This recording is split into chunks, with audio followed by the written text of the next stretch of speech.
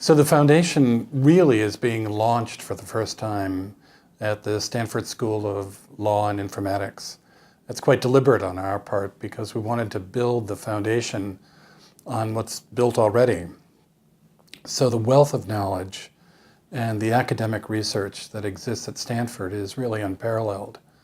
So it's a natural starting point for the foundation to begin its journey. And our journey really is one where we aspire to be not only nonprofit, technology agnostic, but global in our views. So the aspirations that Bob and I have is to build the board over the course of this calendar year in this international consultation that we are taking in the form of these workshops. We think it's important that the leadership of the foundation reflect its mission. And its mission really is to be a global resource for these kinds of issues, not only to the business community, not only working with the academic community, but ultimately being a resource for legislators, for regulators, and for policymakers.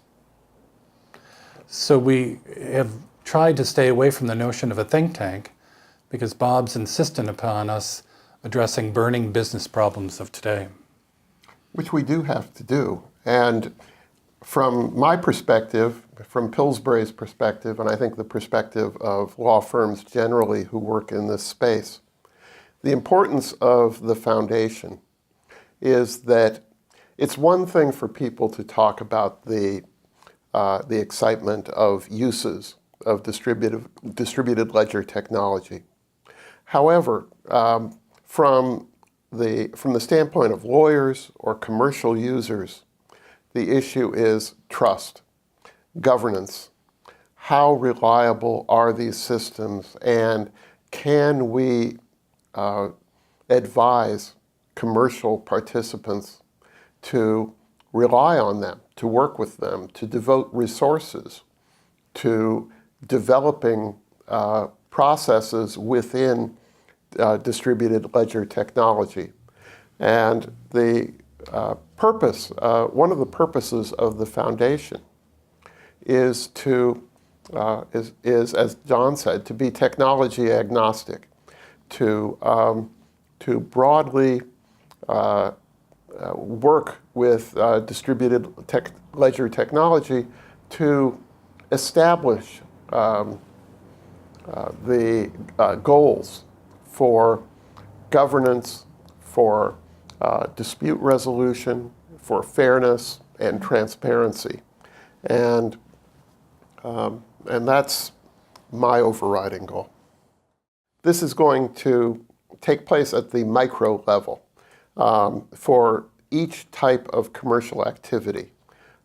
You have large groups of people who are all working on how to incorporate distributed ledger technology in a way that everyone can rely on and trust and that works for them. And that's why at large investment banks, at transfer agents, at other types of trading companies, you have large working groups working on this. And for now at least, we have to accept that a lot of them are just going to be running off in different directions. And there's going to have to emerge a common understanding and a common direction so that people can unify their efforts and have an efficient base of technology that they work from. But right now, we don't have that. Right now, what we have is lots of well-meaning, discrete efforts, foundations and collaborations and consortiums of one stripe or another that are really bespoke for a particular kind of distributed ledger technology or blockchain implementation. That's all well and good.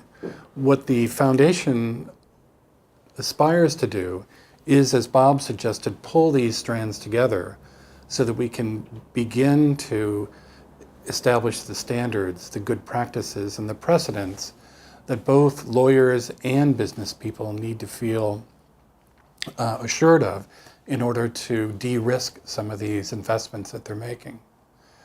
One of the things that we're discussing is the role of all the stakeholders and their financial incentives in some of these new business models.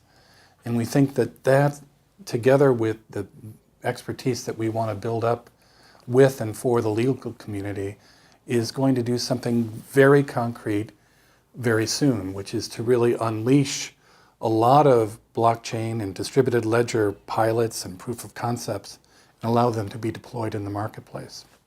Well, one of the things that we want to do, importantly, is to openly publish all of our proceedings, all the presentations, and the interaction in each of the venues that we will be taking the roadshow to this year.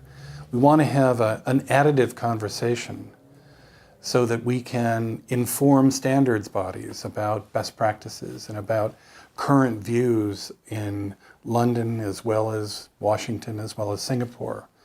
So that international consultation and the collaboration with other foundations in this space is really the two goals that we have for this calendar year.